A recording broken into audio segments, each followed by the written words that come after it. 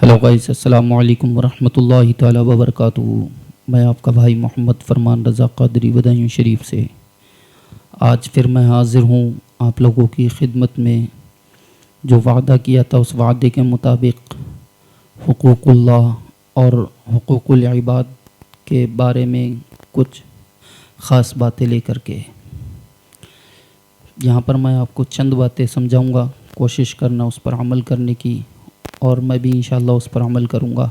Video को आखिर तक ज़रूर सुने। उससे कबल में आप लोगों से गुजारिश करूँगा, प्लीज़ जो लोग मेरे चैनल पर नए हैं चैनल को सब्सक्राइब करें और ज़्यादा से ज़्यादा लोगों तक शेयर करें, चूँकि ये सवाब जारिया है। इसको करने से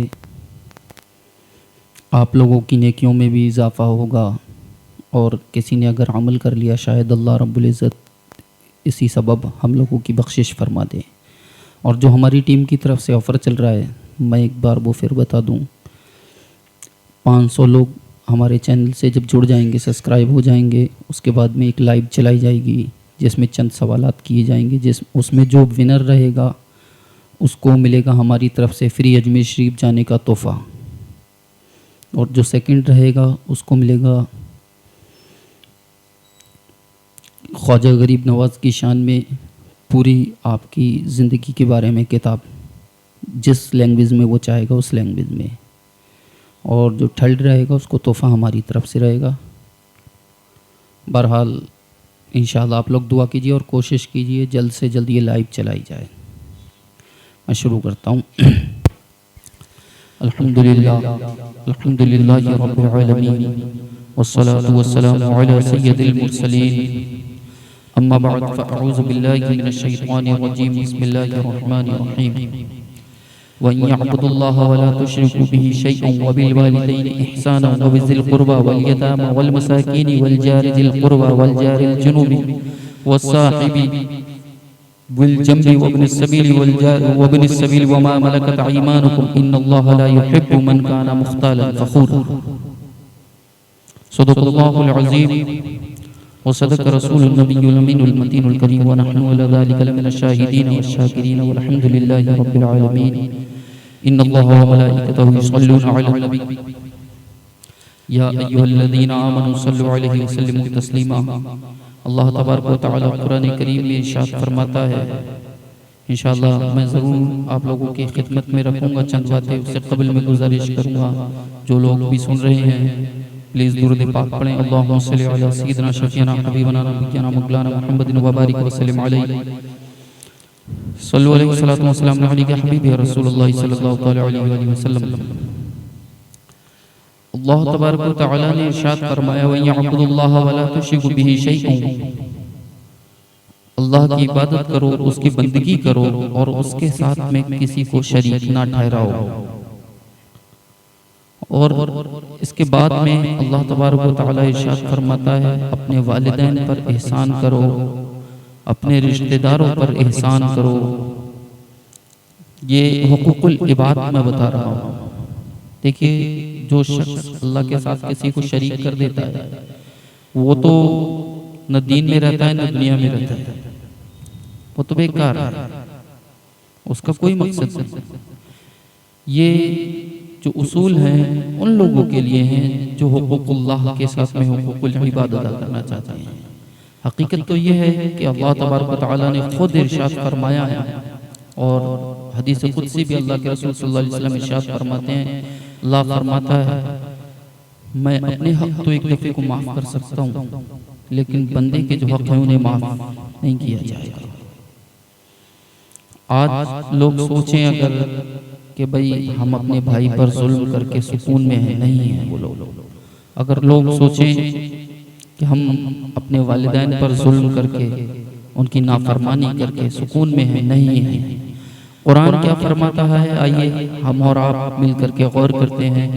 कुरान ने फरमाया, अपने वालिदैन पर एहसान करो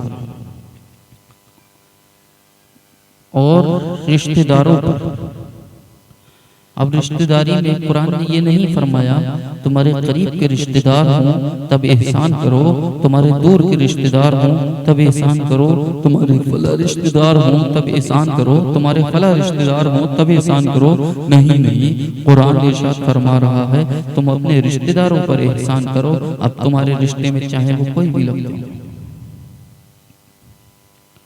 और हुजूर करीम सल्लल्लाहु अलैहि वसल्लम ने इरशाद फरमाया तुम सब मोमिनीन आपस में भाई भाई हो। जब भाई मोमिनीन को हुजूर ने बता दिया तो भाई भाई का मतलब तो यही होता है कि भाई भाई का मतलब रिश्तेदारी में आ गया ना। अगर भाई है तो भाई रिश्तेदार नहीं होता क्या? भाई रिश्तेदार होता है। यहाँ इशारा ये मिल रहा है कि भाई तमाम मोमिनीन पर भी एहसान करो, उन पर रहम करो, उन पर जुल्म ना करो। और यहाँ तक कि हुजूर ने इरशाद फरमाया तुम्हारे हाथ से, तुम्हारी जुबान से, तुम्हारे दिल से, तुम्हारे दिमाग से, तुम्हारे जिस्म के हर एक आज़ा से अगर दूसरा मुसलमान महफूज नहीं है तो तुम मुसलमान नहीं हो। हुकूकुल्लाह तो सब जानते हैं, नमाज पढ़ना, रोजा रखना, हज करना, ज़कात देना, जो भी मसले हैं, बहुत सारे मसले हैं। मैं ये नहीं कह रहा कि ना अदा करो, जरूरी है अदा करना, लेकिन उसके साथ जिस चीज की जरूरत है वो जरूरत हुकूकुल इबाद की है। अगर आप हुकूकुल्लाह अदा करते रहो और हुकूकुल इबाद को छोड़ दो तो आपका हुकूकुल्लाह बेकार है, अल्लाह वो कबूल नहीं फरमाएगा। वली यतामा और यतीम के साथ एहसान करो। जो लोग आज ये कहते हैं कि इस्लाम जुल्म तशद्दुद का दीन है, इस्लाम जुल्म करने वाला है, इस्लाम बुरी बातें सिखाता है, आए वो लोग कुरान को पढ़कर कुरान को पढ़ करके तो देखें कुरान करीम के अंदर रब तआला ने क्या इरशाद फरमाया है। समझ में आ जाएगा ये दीन क्या दीन है। कुरान में अल्लाह ने इरशाद फरमाया वली यतामा और यतीमों के साथ एहसान करो। जो दीन, जो मजहब यतीमों पे रहमदिली करने का हुक्म देता हो वो मजहब जुल्मदार हो सकता है? वो मजहब जुल्म वाला नहीं हो सकता। वल मसाकीन, मिस्कीनों पर, गरीबों पर एहसान करो। किस कदर प्यारा मसला है।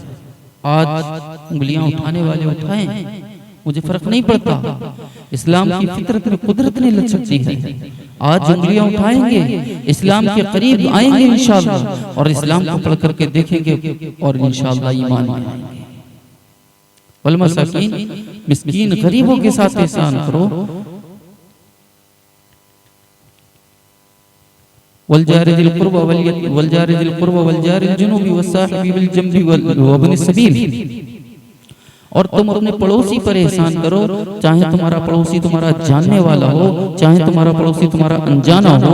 कुरान ये नहीं इरशाद फरमा रहा कि इधर वाले पड़ोसी पर एहसान करो या उधर वाले पर एहसान करो, बल्कि कुरान ने यहाँ पर खुले अल्फाजों में इरशाद फरमा दिया कि तुम्हारा अगर ताल्लुकात वाला पड़ोसी है, तुम्हारा जानकार है, तो उस पर भी एहसान करो। और तुम्हारा तुमसे अजनबी है, तुम जिसे जानते नहीं हो, अगर तुम्हारा वो पड़ोसी है, चाहे वो किसी भी मजहब का हो, चाहे वो किसी भी दीन का हो, लेकिन अगर तुम्हारा वो पड़ोसी है तो तुम पर उस पर रहम करना फर्ज है, क्योंकि ये कुरान का हुक्म है।